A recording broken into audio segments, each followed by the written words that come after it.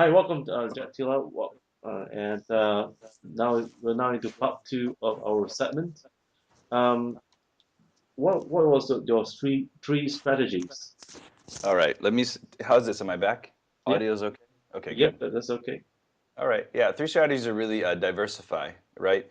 Try to maximize your revenue streams. If you have a restaurant, try to do other things, right? Try to consult, try to have a retail outlet, so diversification is one. Hire amazing teams. That's second. Don't be cheap in trying to put together your teams because they are your representation when you're not there, when they're running your companies, right? And then three is continue to learn, right? Never think you know everything. That is the biggest downfall of chefs nowadays. They come out of school, they're 20 something, and they think they know everything. And so those are my threes. Oh wow, now that's $1 million resume. Now the what are the three most important ingredients? This is one of the questions that my viewers ask. Is that what is the three most important ingredients that you must have in your kitchen that you Wow, can't live that you can't live without? that's a good one, man. For my kitchen, right? My kitchen is a fish sauce for me. My kitchen is chili, because I have to be broad because I only have three ingredients. And my kitchen I wish I had two instead of three. I actually had four. I Oh, want to say garlic and I want to say sugar because I love the balance of those flavors together. could you elaborate those four flavors? Sure. Yeah, yeah. Like the TV show, Chasing the Yum. I really believe in that. I really believe that everything has to have hot, sour, salty, sweet. I think life is complete when you have all four of those flavors. And I believe that I think in most Asian flavors, that's why people love Asian food, is because it's a little hot, a little sour, a little salty, a little sweet. And so now, are you a fan of organic food? This is another question one of my viewers is asking. And what is your perception of genetic modified foods? I think that we all are consuming GMOs because of the evolution of, you know, large scale food production, right? I think that we all want to consume less. Okay. I think awareness is the first step in changing GMOs. And I think the world is aware now.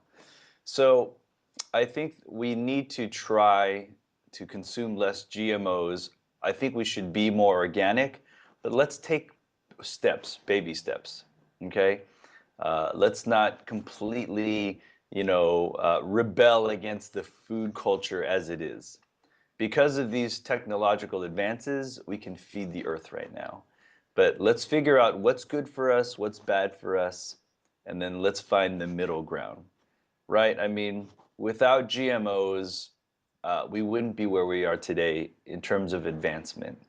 But let's figure out what's the good, what's the bad, and then let's take it one by one, and let's not create mass hysteria by a few articles written by non-professionals. Okay, so I do like Michael Pollan's books. I do like his the Omnivore's Dilemma in Defense of Food. So let's read the right people and then formulate our opinions, and then let's have discussions and change. That's my opinion.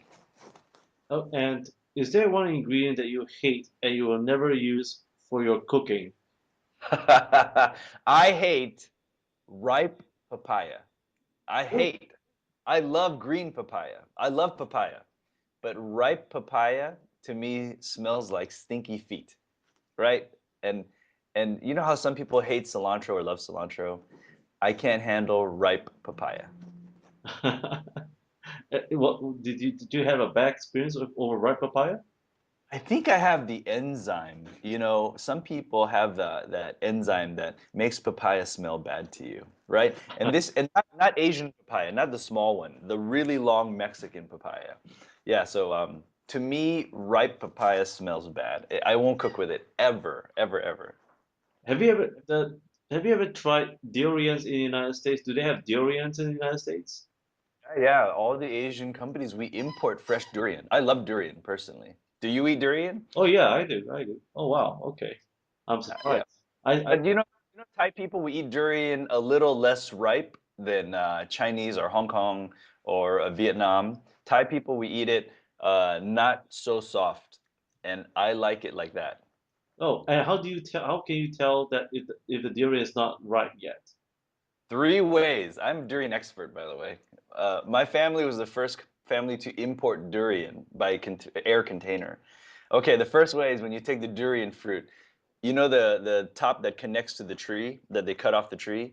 If that little stem part falls off, that means the durian's ready. The second way is to tap the durian fruit with a piece of wood, and the more hollow it sounds, the more ripe it is. And the third way is when you turn the durian over at the butt side. If it's open but naturally, that's very ripe. So those are the three ways you can tell durian fruit ripeness. I just impressed you, I can tell. Not bad for an American kid, huh? Not bad, not bad at all. And so now speaking, because Singapore and as well as Southeast Asia is a durian paradise, so everybody loves durians. No one could deny that. Mhm. And it's a food paradise too. And I think your wife and yourself will probably enjoy it in your next visit. And now, one of my viewers like to ask you, and that is, what is the future of food? How do you manage inflation when it comes, because of the increasing food prices, especially you're running your concept restaurants and so forth. How do you handle that? Wow. Are we talking about what is the future of food, and what are we talking about the economics of food costs? Which one do you want me to talk Well, about? they are two in one actually. I mean, what is the future of food? At the same time, how do you manage the inflation and increasing food prices? Uh, Perfect. So I think the future of food, God, that's such a huge question, right? And Take your depends on the take your time. it depends on the context, in my opinion. Why don't we talk about the future of Asian food, right? Because maybe it's more relevant to this conversation, to us, to the viewers, to our fans, to our friends. Um, Asian food is not going to stop. I think the America and Europe will still discover food that has not had its glory days yet. Singaporean food is delicious and still not in the mainstream of American awareness, right? I feel like micro and food, it will become more micro regional because of people like Anthony Bourdain and Andrew Zimmern that take the world traveling every week. That increases awareness of regions that were previously unaware, like people didn't know of. So I think the food, America's awareness of Asian will increase, the popularity of Asian food will increase, and people will start to evolve more quickly. In Middle America, they still know chow mein, they still don't know pad thai, they still don't know laksa. But I think that evolution curve will become faster.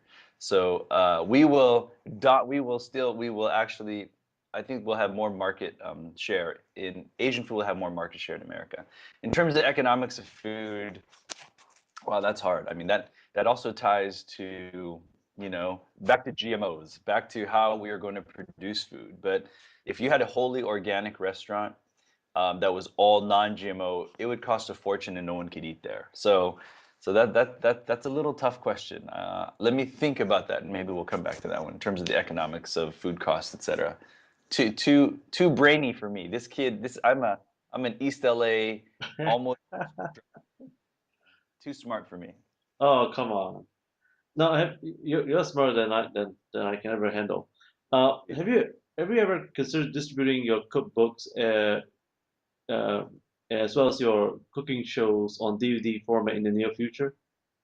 Yeah, absolutely. I've been resistant to do a cookbook until, maybe this year or next year because cookbooks have gotten lost in a lot of noise. There's so many books now but publishers only want to give books to people that have guaranteed outlets. So I think we're very close. We're getting very close to doing a cookbook, and the DVDs. I think we're trying to go down that path with our production company with so look for that hopefully in the next 12 to 18 months. It might happen faster.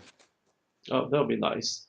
Now, what's next for you? I mean, do you see yourself expanding into Asia in the near future? Well, I would love to expand into Asia. I would have to find the right strategic partners, because again, it's a long flight, and I believe in building great teams. So, um, I think Latin America is definitely on the map for the next 2 years because it's closer, the logistics are easier, and I don't really know my voice in Asia. Maybe your viewers and you could tell me how relevant an Asian American kid is in Asia, right? So I would love to have a presence in Asia. I just don't haven't figured out the right means yet. Oh, so you're planning to see yourself in Latin America, as you said. Mexico, Central America, because I actually opened a Thai restaurant with a friend in El Salvador about 7 years ago. Hugely successful. Asian food is immensely popular in Latin America. So that I have my midterm goals set on Mexico right now in maybe 2014. But what's next for me? I have two concepts opening this year. I can give you a little hint on what they are. But one is more of a dessert concept, something fun and Asian influence, and the other is more of a large scale. The other one's a little more secret. It's a bigger restaurant, fast casual concept. But yeah, we've got two things happening in 2013. Now, do you actually do your own R&D for desserts as well Yeah, as ingredients? If I took you into my garage, I have giant commercial freezers and a big commercial refrigerator. I believe in doing all my own R&D, and I believe in writing the formulas down perfectly to the gram. So the only way a good chef or can be successful on a large scale is to control his R&D. So well, I write my own manuals to all my concepts. I test them. I train them myself. I believe that that is key to consistency and success. What's your favorite Asian dessert? Wow. I think you call it in Singapore kaya. Oh, In Thai, we call it sankaya, but I think in Singapore you call it kaya. I have to say that and fresh coconut ice cream, like the real one with no dairy, all coconut with all the little pieces of nuts and corn in there. All day long, I could eat that. That's, that's why I'm such a big guy. now, what would be your three key advice for young chefs who wants to succeed in life? Yeah, this one I can handle. This one is not too brainy for me. Uh, and trust me, chefs, listen to this. Young budding chefs, attach yourself to the best mentors you can. Because if you learn from mediocrity, you will be mediocrity, right? That means you have to set your expectations to the absolute highest possible, right? So attach yourself to great companies, mentor, work for the best. That's the first advice. Second advice is always be humble. We have a generation of young people now that are very entitled, that are very have very poor work ethic. So sweep the floor and clean the kitchen for 3 to 5 years of your life after every service, and you'll remember where you came from. So be humble. Never think you know everything. And that moment you want to talk back to your chef or your mentor, shut up and listen, because you might learn something. And number three is almost like number one. Like I tell everybody in my company, yeah, this is the jet. All people that work with me, they get tired of hearing this. Do one thing like you do everything, right? Be the best. So if I am drinking this cup of coffee, I'm going to drink it the best way I possibly can. If I'm going to give an interview, if I'm going to brew a cup of, if I'm going to make rice, I'm going to take the time to do it right. If I'm going to do something, so that conditions the body, that conditions the mind. So do one thing like you do everything. You can't be lazy in one thing and great in another. It doesn't work because you're conditioning your body. So God, that sounded so boring and inspirational. I'm sorry. No, no worries. Now, what's your philosophy of food? My philosophy of food, I think I'm. equally a businessman that I am a chef. So my personal philosophy, and this is not, I'm not speaking for anybody else. My personal philosophy of food is, serve your guests. Don't create food for yourself. I hate that when chefs say, "Well, I don't eat that, so I'm not going to cook that." That is the best way to to stay a poor chef your whole life. Understand your client, your guest, as we say, and make them happy. That is my philosophy of food because that equates to satisfied customers, and that equates to dollars, and that equates to repeat guests. That's my philosophy. Most people say, I'm going to do it my way and forget everybody. Well, let's see where you are in 3 to 5 years. And also, this is a marathon, it's not a race. The young chefs, they hit hard at 29, 30, and in a year, 18 months later, you don't know who they are anymore. I'm big on Top Chef. I did this, and 2 years later, you're done. I've been doing this for 20 years. Remember, it's a long, long marathon. Those are my philosophies. To come back to the question of inflation, let me rephrase that question one more time so that it'll be easier to munch on. Suppose you are running right now. You are running one of the best restaurants in America, but somehow one way or another, food prices keeps on going up. So your suppliers will come to you and say, "Hey, Jack, we have to increase the chicken price to about $2," and you object to it. Would you have a plan B to get alternative sources of supply? You bet. You bet. As a chef, you have to understand the board, what's moving on the board. First, you have alternate suppliers, right? That's your first. Second, you have alternate ingredient options. Uh, because the last thing you want to do is increase pricing, but you don't have a choice sometimes. So this is all about great menu engineering and understanding cost control. So a really great chef, not a cook makes food. A chef runs a company, runs a kitchen. So a chef really has to understand uh, cost controls and efficiency. So first, are you efficient as possible? Is there anywhere else we can cut? Second, can you look at the menu and some things you're making, 20%, some things you're making 10? Does it all average out, right? This is a really great B school, like a cooking B school question, but um, I would examine all that if because we do this every day before I make a decision on do we change the ingredient, do we increase the price, or do we find an alternate source? But you have to take all that into account before you make a decision. What's your criteria in ensuring and creating great concepts and pushing yourself beyond the boundaries? What is your three key criteria that you set yourself? Well, I don't know if there's three. I'll keep talking. Maybe we'll find three. Maybe we'll be lucky. But number one is understanding the market. That is an absolute necessity. You have to understand the demand, analyze the demand. That's the first thing, right? Is there enough demand to sustain the business? Okay. Number two is can you find profitability, right? Most people, oh, I want to open this restaurant. It's going to be so great, but they don't analyze the market and they don't analyze if there's going to be profit, right? That's why most restaurants close. I think 60 to 70% of American restaurants close. And then the third is, you know, look at it from the guest perspective. Everything, every decision you make. Is the sign on the wall right? Is the design right? Is the menu correct?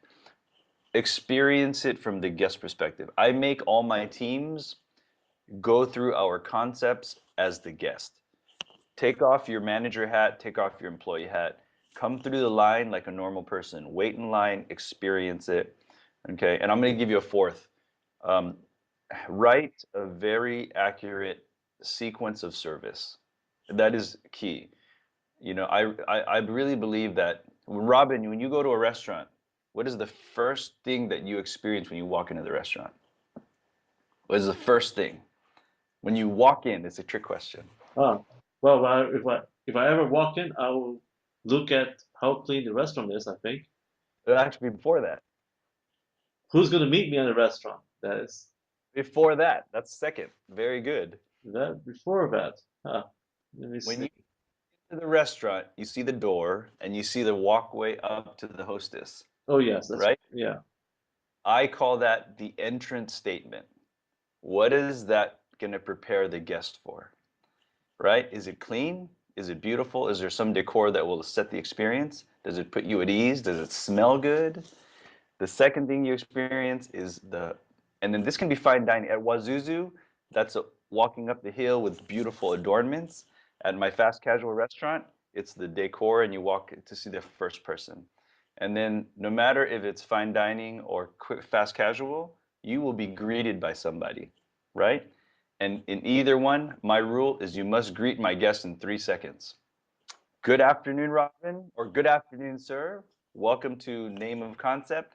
How can we help you today? That's your greeting. So entrance statement, greeting. And believe it or not, depending on the restaurant, there's 100 sequences or there's 20 sequences. I believe in consistent service and consistent food. So there's a little tips and little tricks there. Well, thank you so much. By the way, before we go, what's your dog's name? I saw that dog has been, moving around the kitchen and Oh yeah, Rogue. Where are you, Rogue? You want to ah, say hi to oh, okay. Oh, Rogue? Come so here, honey. so how many dogs do you have? I have two dogs. Up. Oh, wow. Two dogs. Come here. Up. Rogue, up here. Up. All right, here's Rogue. Ah, Hi, Rogue. oh, hello there.